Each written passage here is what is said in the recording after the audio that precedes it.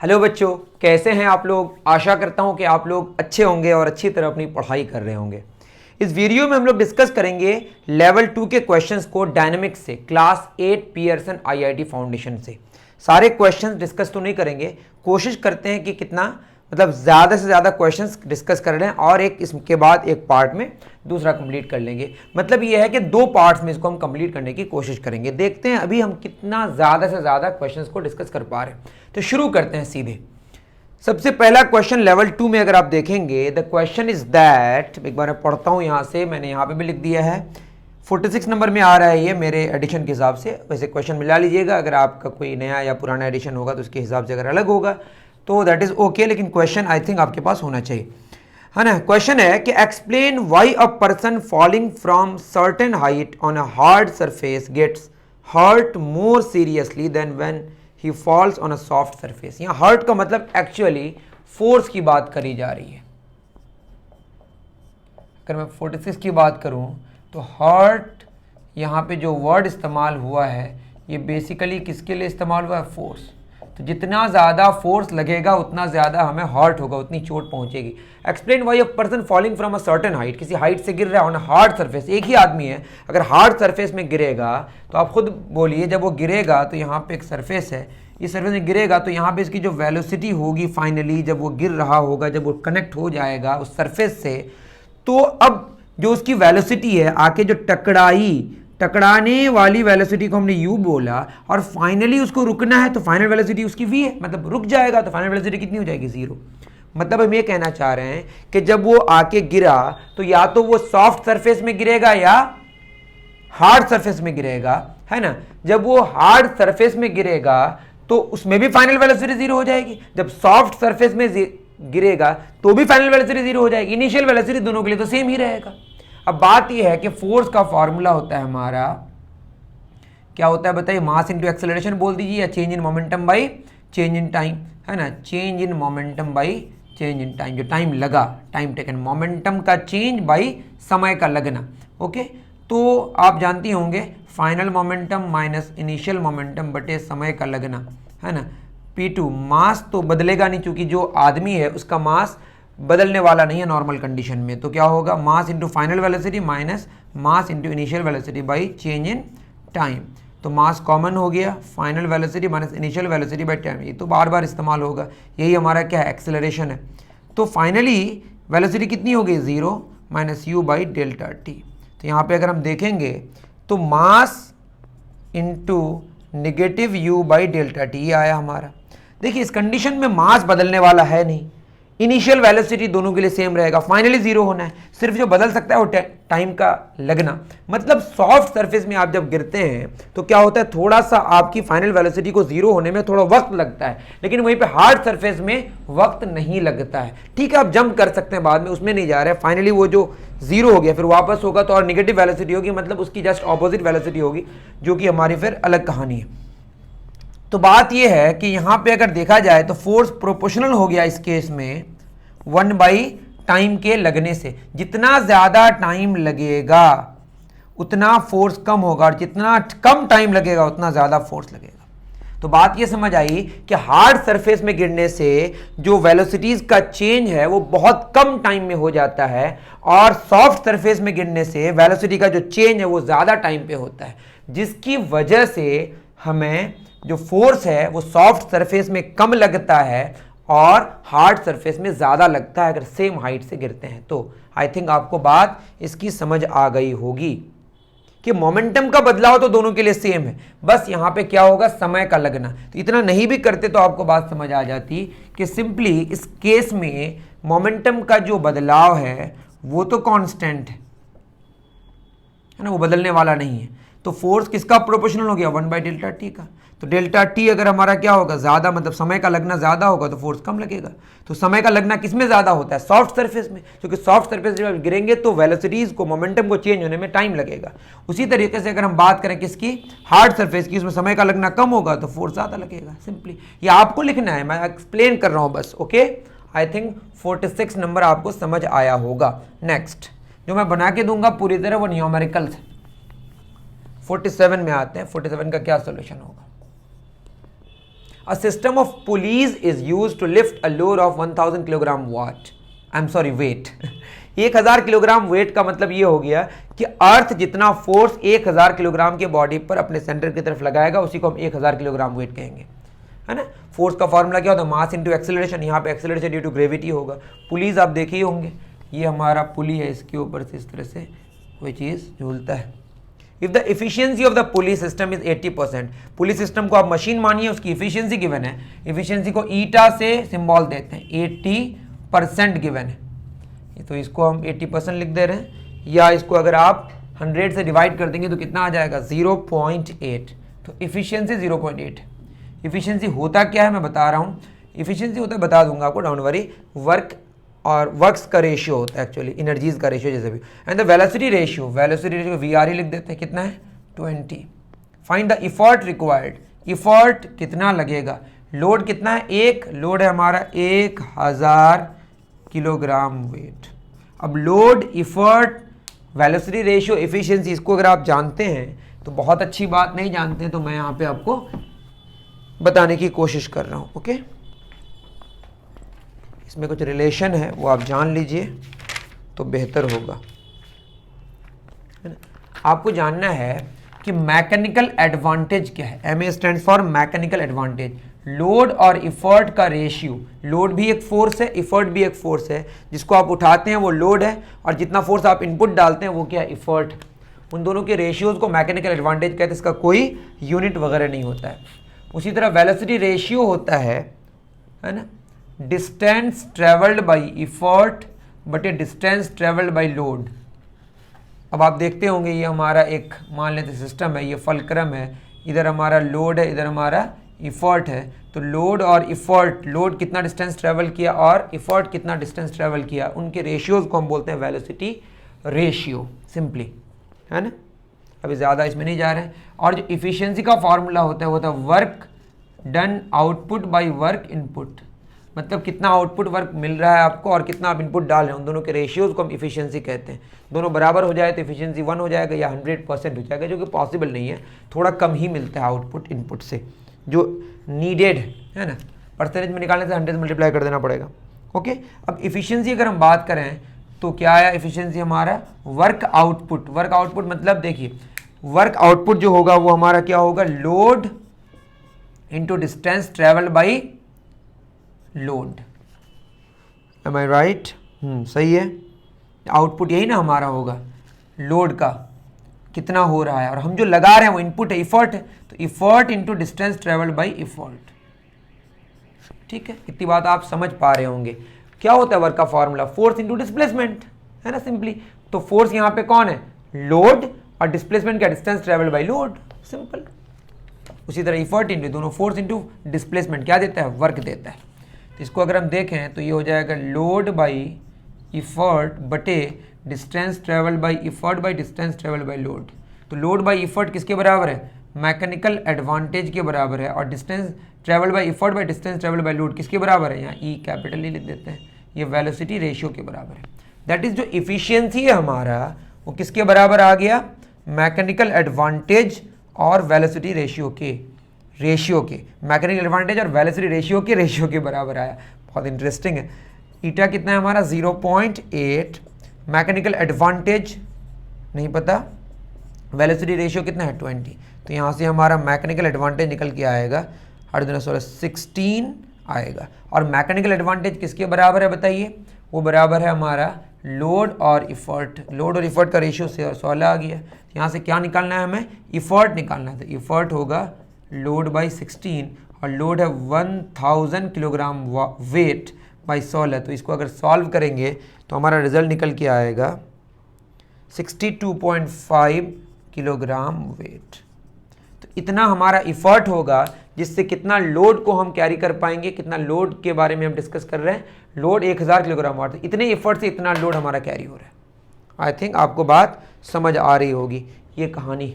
तो आपने क्या जाना कि efficiency is the ratio of mechanical advantage and velocity ratio. Okay, numerical इसको मैंने पूरी तरह कंप्लीट बता दिया, आपको समझ आ गया होगा। आपको आराम से आप उतार लें पॉज करके, अगर आप नहीं उतारे हैं तो। चलिए नेक्स्ट। 40 क्या हो गया 7। अब आते हैं 48 में। Explain why we take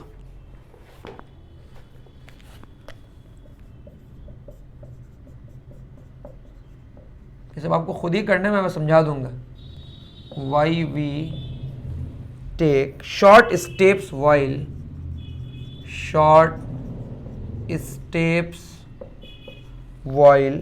walking on slippery surfaces, walking on slippery surface। आप ये ख्याल रखें, जब आप चलते हैं ना तो आप ज़मीन को किधर धकेलते हैं, पीछे की तरफ। तो ज़मीन को जब आप पीछे की तरफ धकेलेंगे तो आप स्लिप नहीं करते हैं। इसकी वजह क्या है, आप चलते आगे हैं, है ना, आप ज़मीन को धकेलते किधर है, पीछे हैं। तो ज़मीन को धकेल पीछे रहे हैं और स्लिप नहीं कर रहे हैं पीछे की तरफ, इसका मतलब आगे क्या लग रहा है, फ्रिक्शन। आगे चले, पीछे आपने धक्का दिया, आगे क्या लगा, फ्रिक्शन। तो जिस डायरेक्शन में आप चलते हैं उसी डायरेक्शन में फ्रिक्शन लगता है और आप ज़मीन के साथ कनेक्टेड रहते हैं, स्लिप नहीं करते, मतलब स्टैटिक फ्रिक्शन लगता है। चलते तो हैं बट ज़मीन के साथ स्लिप नहीं करते हैं। ये फ्रिक्शन आपको बचाता है स्लिप होने से। तो आप जब लंबा लंबा स्टेप लेंगे तो ज़्यादा आप क्या करेंगे, ज़मीन को धकेलेंगे तो ज़्यादा फ्रिक्शन चाहिए होगा। लेकिन जो स्लिपरी सरफेसेस हैं उसमें फ्रिक्शन जो मैक्सिमम वाला है वो कम होता है। अगर आप ज़्यादा लंबा लंबा स्टेप लेंगे तो उतना फ्रिक्शन आपको मिल नहीं पाएगा, क्योंकि फ्रिक्शन जो अवेलेबल होता है मैक्सिमम, उसको हम लिमिटिंग फ्रिक्शन कहते हैं। अगर लिमिटिंग फ्रिक्शन से ज़्यादा फ्रिक्शन आपको चाहिए तो आप स्लिप कर जाएंगे। तो बात यह है कि स्लिपरी सरफेसेस में फ्रिक्शन जो मैक्सिमम वाला है, कौन सा फ्रिक्शन, लिमिटिंग फ्रिक्शन, जिसको मैक्सिमम स्टैटिक फ्रिक्शन कहते हैं, ये अगर बहुत कम होता है, लिमिटिंग फ्रिक्शन अलग अलग सरफेसेस के लिए अलग अलग होता है। स्लिपरी सरफेसेस के लिए लिमिटिंग फ्रिक्शन बहुत कम होता है, जो मैक्सिमम फ्रिक्शन स्टैटिक वाला होना होता है वो काफ़ी कम होता है। तो जब आप ज़मीन को ज़्यादा धकेलेंगे, लंबे लंबे स्टेप्स लेना चाहेंगे, then the problem will arise that कि ज़्यादा फ्रिक्शन चाहिए होगा लेकिन उतना फ्रिक्शन अवेलेबल नहीं है मैक्सिमम वाला, जिसकी वजह से आप स्लिप कर जाएंगे। क्योंकि जो ही लिमिटिंग फ्रिक्शन क्रॉस होगा तो आप स्लिप करने लगेंगे। आई थिंक बात आपको समझ आई होगी कि स्लिपरी सरफेसेस में लिमिटिंग फ्रिक्शन जो होता है वो कम होता है। इसकी वजह से हमें कोशिश करनी चाहिए कि स्लिपरी सरफेसेस अगर पता हो गया तो हमें छोटे छोटे स्टेप्स लेने चाहिए। Okay, next, explain how winnowing 48 हो गया, 49। एक्सप्लेन हाउ विनोइंग, आप पढ़े होंगे इसके बारे में, अलाउज द ग्रेन थोड़ा हैवी होता है, आपको पता ही होगा, किसके रिस्पेक्ट में, हस्क के रिस्पेक्ट में, to get separated from,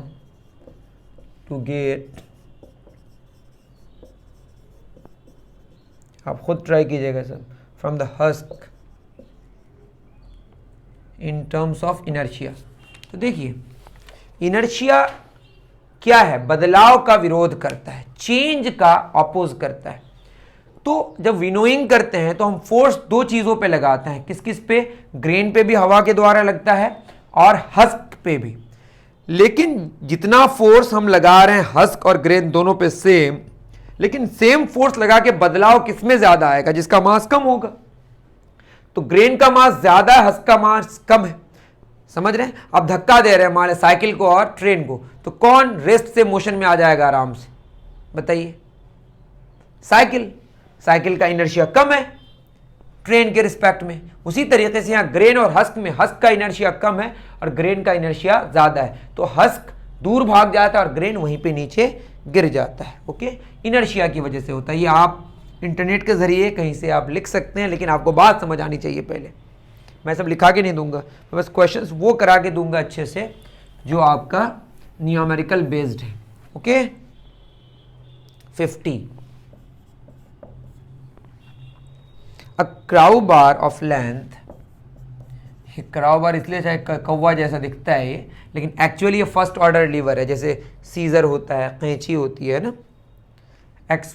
crow bar is of length 3 metre, अच्छा क्वेश्चन है, इज ऑफ लेंथ 3 मीटर्स, 3 और m के बीच में गैप होना चाहिए, मैंने गलत कर दिया। Where should the fulcrum,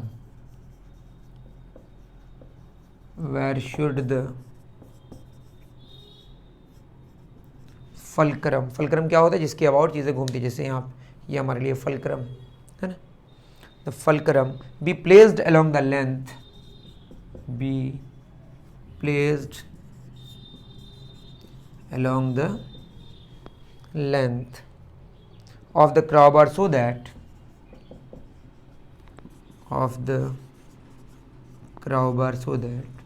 fulcrum को कहाँ प्लेस किया जाए कि जो सिचुएशन है उसको सेटिस्फाई करे। So that a boulder I think कोई एक तरह का रॉक होता होगा, देख लीजिएगा आप। A boulder of 9 kilogram weight, kilogram weight force का ही यूनिट है, मतलब अर्थ जितना फोर्स लगाती है 9 किलोग्राम के बॉडी पर अपने सेंटर की तरफ, वही हो गया 9 किलोग्राम वेट। 9 किलोग्राम का बॉडी पर 9 किलोग्राम वेट फोर्स होगा, simple. Be lifted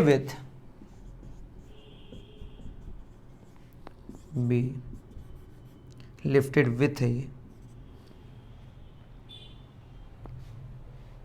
it by applying an effort of, with it by applying an effort of 10 newtons, और g का value, acceleration due to gravity का वैल्यू 10 मीटर्स पर second square लेने बोला है। कोई बात नहीं, देखिए क्राउ बार है हमारा, कहीं फलक्रम हमने रख दिया और कितना न्यूटन्स का है ये, कहीं पे भी रख दिया, और यहाँ पे लग रहा है हमारा ये लोड है 9 किलोग्राम वेट का,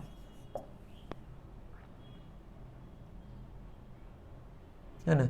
और इफर्ट कितना लगाना, इधर हम इफर्ट लगा दिए, ठीक है। पूरा डिस्टेंस कितना मीटर से बोलिए दोनों के बीच का, 3 मीटर्स मान लेते हैं। डी दूरी में तो यहाँ कितना बचा, 3 माइनस डी। तो हमारा जो लॉ ऑफ लीवर्स कहता है वो कहता है ये लोड है, लोड इंटू लोड आर्म बराबर इफर्ट इंटू इफर्ट आर्म। तो यार लोड कितना, 9 किलोग्राम वेट, लोड आर्म कितना है डी, और इफर्ट कितना है हमारा ई, इफर्ट आर्म कितना है 3 माइनस डी, सिंपल। कोई दिक्कत तो नहीं हुई, सिंपली तो है। कितना नंबर हमारा, क्वेश्चन नंबर 50।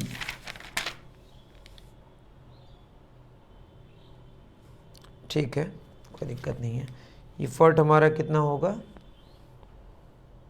हाँ इफर्ट तो दिया हुआ है कितना, ये भी दिया हुआ है 10 न्यूटन। हम भी सोच रहे से क्या हो गया, ये 10 न्यूटन से, और 9 किलोग्राम वेट का मतलब क्या हो गया, 9 इंटू 9 जी, मतलब 9 इंटू 10 कितना न्यूटन्स, 90 न्यूटन्स।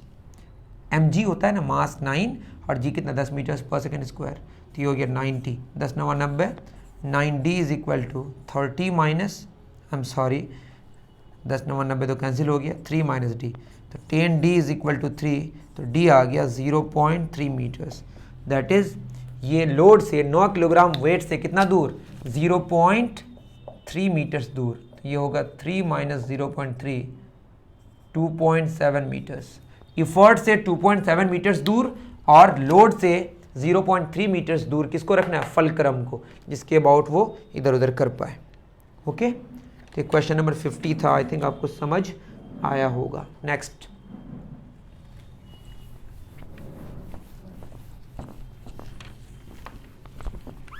आप कमेंट कर सकते हैं इसके लिए कि अगर आपको बात नहीं समझ आ रही है, और दूसरी बात किसके लिए कमेंट कर सकते हैं, अगर आपको चाहिए कुछ कि आपको कोई प्रॉब्लम समझ नहीं आ रहा है या किसी और चैप्टर के क्वेश्चंस कराने या थ्योरी कराना है, कुछ भी चाहिए तो आप कमेंट करेंगे तो I will try my best कि आपकी बात मैं समझ के कर पाऊँ कुछ, है ना।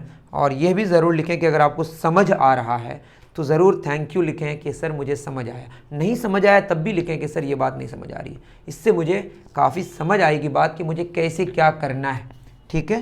क्योंकि आप जैसा कहेंगे वैसा ही मैं करूँगा, क्योंकि आपका फ़ायदा होगा तभी तो मुनासिब होगा वीडियोस बनाना आगे, समझ रहे हैं बच्चों। चलिए आगे बढ़ते हैं। 51 क्वेश्चन नंबर 51 में कह रहा है अ बुलेट ऑफ मास 50 ग्राम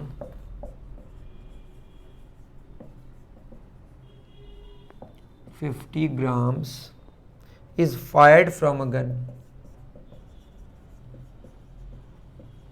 और एक और इम्पॉर्टेंट बात कि क्वेश्चंस आप जो प्रॉब्लम्स है वो पहले खुद आप ट्राई करें, नहीं बन पाए तब देखें, और बन जाने के बाद भी देख सकते हैं आप, लेकिन आपसे पहले ट्राई हो जाना चाहिए। Fired from a gun, if the bullet acquires, if the bullet acquires a velocity of 100 meters per second in 0.1 seconds, what is the recoil? What is the recoil velocity, recoil force on the gun? देखिए, gun और bullet का जो system है, gun अंदर से bullet पर force लगाता है, तो बुलेट भी अंदर बाहर से गन पर फोर्स लगा रहा है। मतलब गन ने बुलेट पर फोर्स लगाया, बुलेट ने गन पर फोर्स लगाया, और एग्जैक्टली सेम मैग्नीट्यूड का एक दूसरे के अपोजिट एक ही इंस्टेंट पे लगता है। तो ये जो हमारा फोर्स लगेगा बुलेट पर गन के द्वारा, वही रिकॉइल फोर्स हो जाएगा गन पर, सिंपल।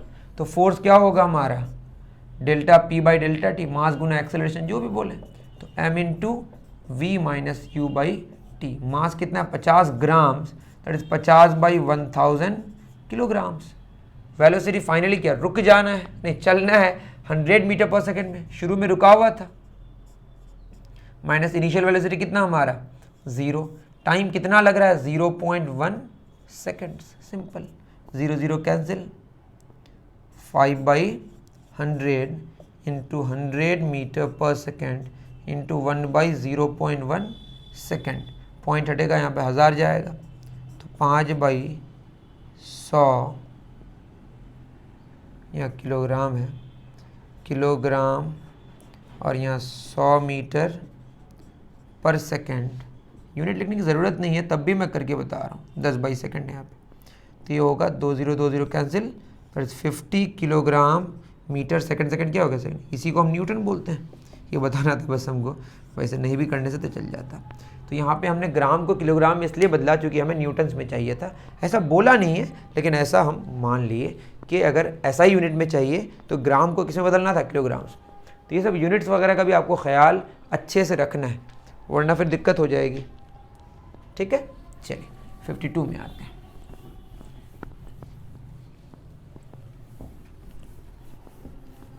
क्वेश्चन नंबर 52 क्या कह रहा है, explain which of Newton's laws of motion are applicable, which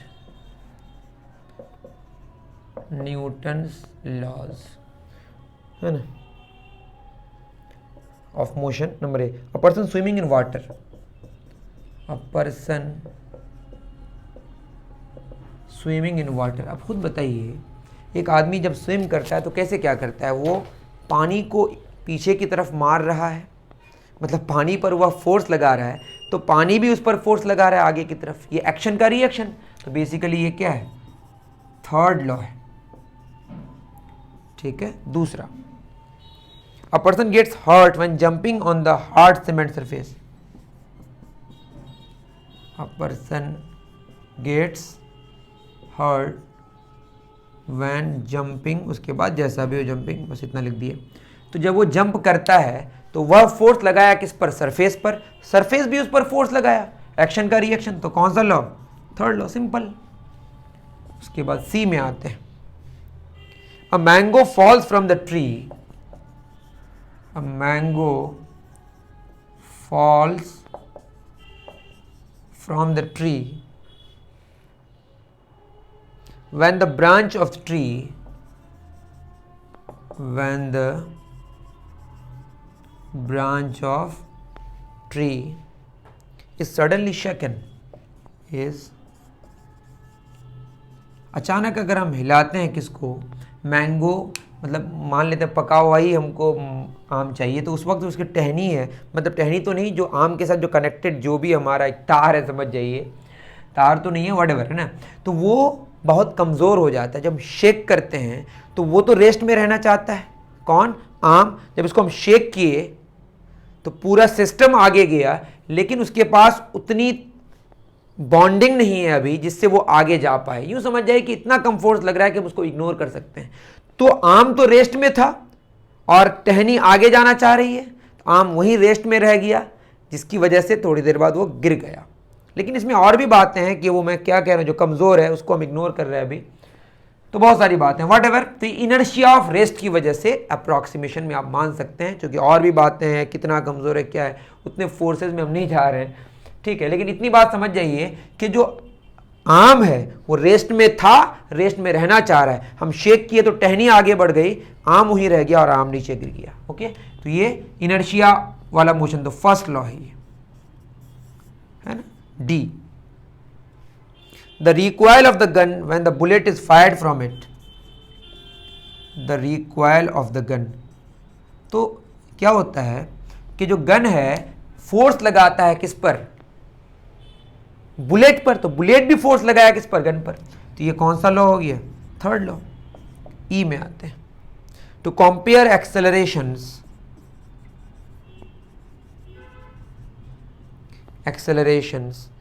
produced in spheres of mass, produced in m and 2m,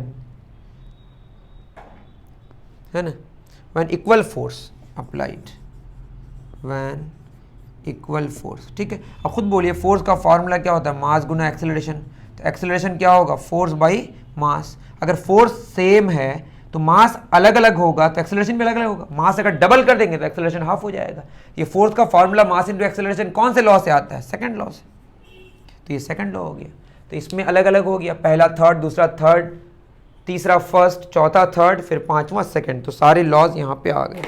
okay, चलिए बहुत बढ़िया।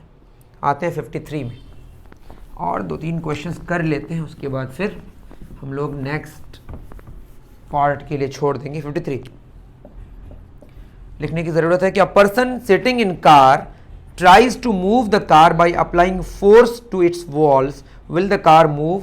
तो कह रहा है कि जो आदमी है वो किसके अंदर है, कार के अंदर है, और कार के अंदर ही फोर्स लगा रहा है। तो पूरे सिस्टम को अगर आप देखेंगे, कार के अंदर अगर हम फोर्स लगाएं तो कार और हमारे बीच अगर हम देखें तो हम तो सिस्टम के अंदर चले गए और सिस्टम के अंदर ही फोर्स लगा रहे हैं। तो सिस्टम के अंदर अगर हम फोर्स लगाएं तो इंटरनल फोर्स हो गया, तो कार आगे नहीं बढ़ सकती। हाँ, लेकिन अगर हम दरवाजा पर फोर्स लगा रहे हैं तो दरवाजा अलग ऑब्जेक्ट हुआ, हम अलग ऑब्जेक्ट हुए, तो दोनों को अलग अलग अगर मानेंगे तो अलग अलग सिस्टम की वजह से दरवाजा आगे बढ़ जाएगी। लेकिन कार को ऑन द होल आगे बढ़ाना है तो हम जब अंदर फोर्स लगाते हैं वो इंटरनल फोर्स है। मतलब इंटरनल एक्सटर्नल डिपेंड करता है सिचुएशन पे। जैसे यहाँ पे हमने ये मार्कर्स लिए, तो मार्कर्स आपस में जो फोर्सेस लगाया, अगर पूरा एक सिस्टम है तो ये पूरा सिस्टम, ये अंदर में जो फोर्स लगा रहा है वो इंटरनल फोर्स है। लेकिन इन दोनों को अगर अलग अलग माने तो ये फोर्स उस पर जो लगा रहा है वो एक्सटर्नल फोर्स है। समझ गए? तो वो जो हम जो अंदर फोर्स लगा रहा है कार पर, तो कार ऑन द होल आगे नहीं बढ़ेगी। क्यों? क्योंकि वो इंटरनल फोर्स है। तो आई थिंक ये समझ आ गया होगा आपको। 54, give an example where low inertia is preferred and an example where the high inertia is recommended. तो कहाँ पे लो इनर्शिया होता है? खुद सोचिए, अगर काठी को ठोकना है तो कम फोर्स चाहिए, है ना, उठाएंगे और ऐसे अंदर चले जाना चाहिए। तो जो हम इस्तेमाल करेंगे डिवाइस इसको अंदर डालने के लिए, तो हम क्या इस्तेमाल करेंगे? लो इनर्शिया डिवाइस। तो जो हैमर इस्तेमाल करेंगे लो इनर्शिया वाला। वहीं पे जो ब्लैक स्मिथ्स हैं, मतलब ये जो हैमर से हम घर में काठी ठोकते हैं, उसमें हम क्या इस्तेमाल करेंगे? लो इनर्शिया वाला, मतलब छोटा वाला, कम मास वाला हैमर। वहीं पे ब्लैक स्मिथ जो सोनार या क्या होता है वो देख लीजिएगा, जो लोग आयरन स्टील को पिघला के उसकी शेप को बदलते हैं, तो वहाँ पे जो वो हथियार वहाँ पे जो वो इस्तेमाल करते हैं क्या, हैमर, वो बहुत ही भारी होता है। तो वहाँ पे हाई इनर्शिया वाला हैमर चाहिए, और नॉर्मली काठी वाठी को ठोकने के लिए हमको लो इनर्शिया वाला चाहिए। तो ये भी समझ आ गया आपको। 55 ऐसा मुझे लगता है, आप बताइएगा। 55 कर देते हैं लास्ट, उसके बाद जो क्वेश्चंस बचेंगे वो नेक्स्ट इसके लिए हम छोड़ देंगे। ठीक है। Calculate the density of the cubical. तो डेंसिटी मांगा है डी यहाँ डेंसिटी है। ब्लॉक ऑफ साइड कितना? साइड है हमारा 50 मीटर साइड है ये। और क्या मांगा है? डेंसिटी 50 सेंटीमीटर्स, मतलब 0.5 मीटर। 100 से डिवाइड कर दिए तो इसका वॉल्यूम कितना निकलेगा? साइड क्यूब तो होगा 0.5 क्यूब, तो 0.125 मीटर क्यूब। ओके। फोर्स कितना लगा रहा है? 1125 न्यूटन्स का। एक्सेलरेशन कितना पैदा हो रहा है 10 मीटर्स पर सेकेंड स्क्वायर का।